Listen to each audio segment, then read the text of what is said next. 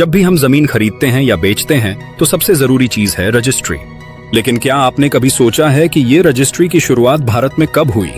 क्या ये अंग्रेजों ने शुरू की थी या इससे भी पहले किसी भारतीय शासक ने इसकी नींव रखी थी?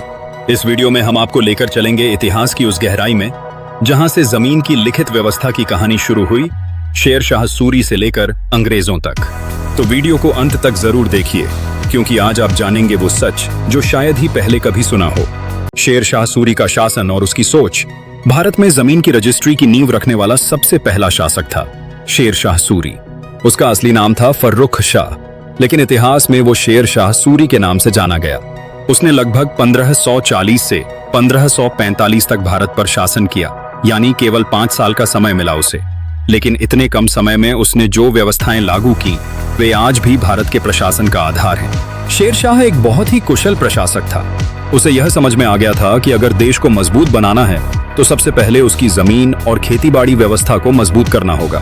इसी सोच के तहत उसने जमीन की माप, रिकॉर्ड और टैक्स व्यवस्था में क्रांतिकारी बदलाव किए। यही वह समय था जब जमीन के सौदों और मालिकाना हक को कागज पर दर्ज करने की शुरुआत हुई। रजिस्ट्री का पहला रूप पट्टा और कब्जा नामचा शेर शाह सूरी ने जमीन का मुआयना करवाकर हर किसान और जमींदार को एक पट्टा देना शुरू किया। इस पट्टे में लिखा होता था कि जमीन कितनी है, किसके नाम है, कहां स्थित है और उस पर कितना टैक्स लागू होगा। इसके साथ ही एक और दस्तावेज होता था, कब्जा नामचा, जिसमें यह दर्ज होता था कि असल में उस जमीन पर किसका कब्जा है। ये दोनों दस्तावेज उस समय की रजिस्ट्री ही थीं, जो आज के आधुनिक रजिस्ट्री सिस्टम की नींव बन गई। इस व्यवस्था के कारण किसानों को भरोसा हुआ कि अगर उनके पास पट्टा है तो उनकी जमीन सुरक्षित है। साथ ही सरकार को भी यह समझ में आने लगा कि टैक्स वसूली को कागजी रूप देने से पारदर्शिता बढ़ती है और भ्रष्टाचार कम होता है। जमीन की माप और टैक्स प्रणाली शेर शाह ने सिर्फ दस्तावेज ही नहीं बनाए, बल्कि जमीन की माप का एक सटीक तरीका भी लागू किया। उन्होंने जमीन को बीघा, कट्ठा जैसे इकाइयों में बांटा और मापन के लिए गज और रस्सी की व्यवस्था की। इसके साथ ही उन्होंने टैक्स को भी फसल के हिसाब से तय किया। अगर फसल अच्छी होती थी तो टैक्स ज्यादा लिया जाता, और अगर सूखा या बाढ़ जैसी कोई प्राकृतिक आपदा होती तो टैक्स में छूट दी जाती। यह प्रणाली लोगों को न्याय संगत और पारदर्शी लगी। इससे सरकार को भी स्थायी राजस्व मिला और जनता को भी सुरक्षा की भावना। अकबर और टोडरमल की भूमिका। शेर शाह सूरी की मृत्यु के कुछ वर्षों बाद जब मुगल सम्राट अकबर ने सत्ता संभाली तो उसने शेर शाह की राजस्व नीति को और अधिक व्यवस्थित किया। अकबर के वित्त मंत्री राजा टोडरमल ने पूरे देश की जमीन का सर्वे करवाया और एक केंद्रीकृत रजिस्ट्री सिस्टम तैयार करवाया।